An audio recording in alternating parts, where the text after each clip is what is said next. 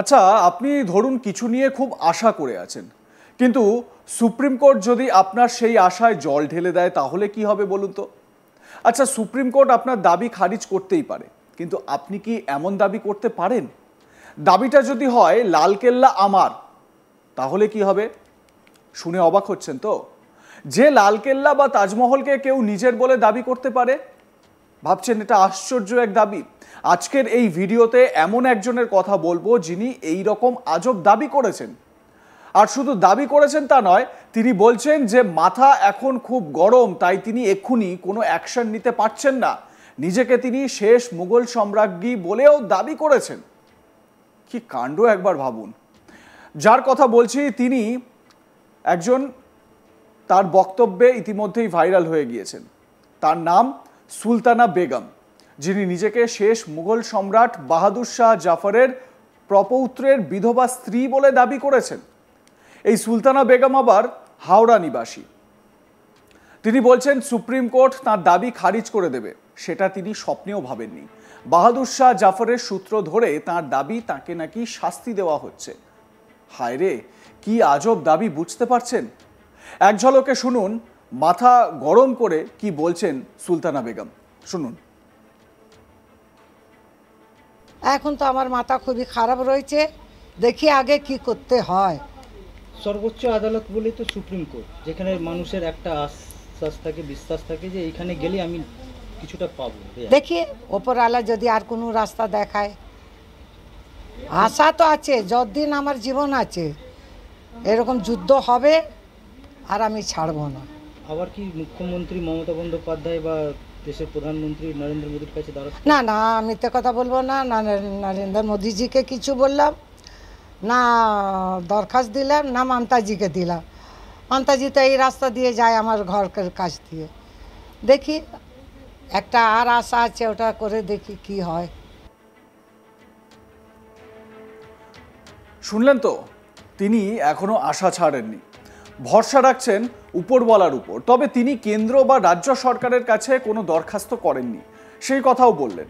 তিনি বারবার বলছেন সুপ্রিম কোর্টের নির্দেশে তার মাথা এখন খারাপ, ভাবার জন্য কিছুটা সময় তিনি চান। ভেবে লালকেল্লা বা তাজমহলকে তিনি নিজের করেই ছাড়বেন। খানিকটা এইরকমই অ্যাটিটিউড নিয়ে চলছেন সুলতানা বেগম। তিনি দাবি করেন তিনি শেষ মুঘল সম্রাট বাহাদুর শাহ জাফরের প্রপৌত্রের বিধবা স্ত্রী, আর সেই সূত্রেই সুপ্রিম কোর্টে গিয়ে দাবি করে বসেন লালকেল্লা তাঁদের, তাই তাকে সম্পত্তির অধিকার দেওয়া হোক। যদিও তার মামলা খারিজ করে দিয়েছে শীর্ষ আদালত। সুলতানা বেগম পিটিশনে দাবি করেন 1857 সালে প্রথম স্বাধীনতা যুদ্ধের পরে ব্রিটিশরা পরিবারকে তাদের সম্পত্তি থেকে বঞ্চিত করেছিল এবং সম্রাটকে দেশ থেকে নির্বাসিত করা হয়েছিল।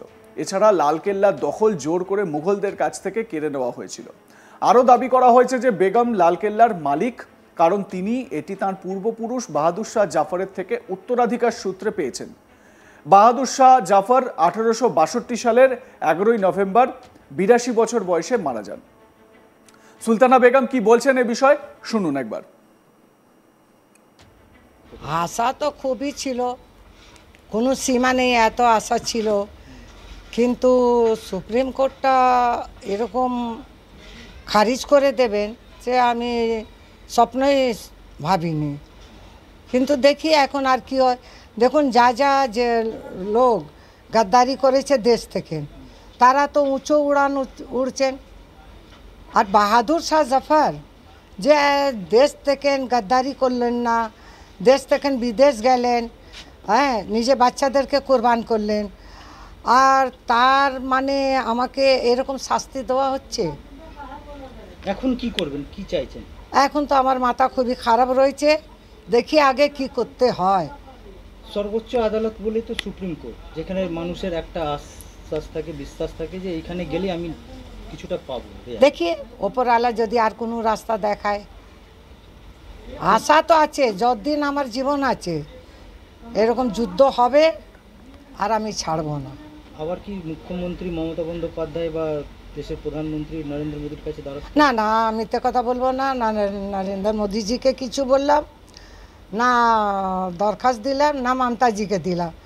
মমতাজি তো এই রাস্তা দিয়ে যায় আমার ঘরের কাছ দিয়ে। দেখি একটা আর আশা আছে, ওটা করে দেখি কি হয়। রাজ্য সরকার বা কেন্দ্র সরকারের কাছে সাহায্য চাইবেন? এখন তো আমার মাথা খারাপ, কিন্তু ভেবে দেখছি যদি হয় তো আমার মেয়ে দেখছে সব, রসানারা। কতটা আশা ছিল আপনার এই নিয়ে? আশা তো সুপ্রিম কোর্টে অনেক ছিল, যেন আমি আকাশে উড়ছি, যখন আর আকাশ থেকে না আমি ধপ করে জমিনে পড়বো, সেটা আশা ছিল না। যখন এই খবরটা শুনলেন তখন কি রকম লাগলো? আরে আমার হয়তো আমি জান দিয়ে দিই, আবার বাচ্চাদের মুখ দেখেছি, যদি আমি জান দিয়ে দিই আবার বাচ্চাদের কি হবে।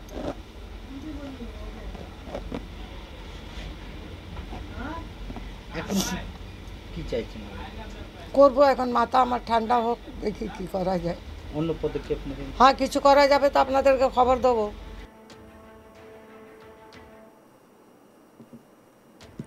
সুলতানা বেগমের আবেদনকে একেবারেই গ্রহণযোগ্য নয় বলে মনে করছে সুপ্রিম কোর্টের প্রধান বিচারপতি সঞ্জীব খান্না এবং বিচারপতি পিভি সঞ্জয় কুমারের বেঞ্চ।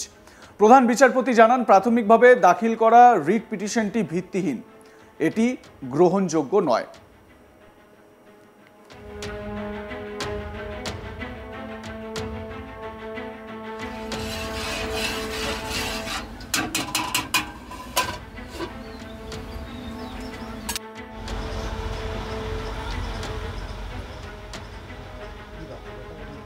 মুঘল সম্রাটের বংশধর সুলতানা বেগম তিনি সুপ্রিম কোর্টে দরবার করলেন কি জন্য?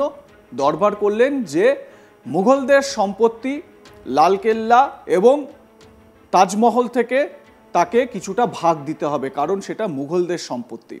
এই আশ্চর্য দাবি করে সুপ্রিম কোর্টে তিনি দরবার করলেন, যদিও সুপ্রিম কোর্ট সেই দাবি খারিজ করে দিয়েছে।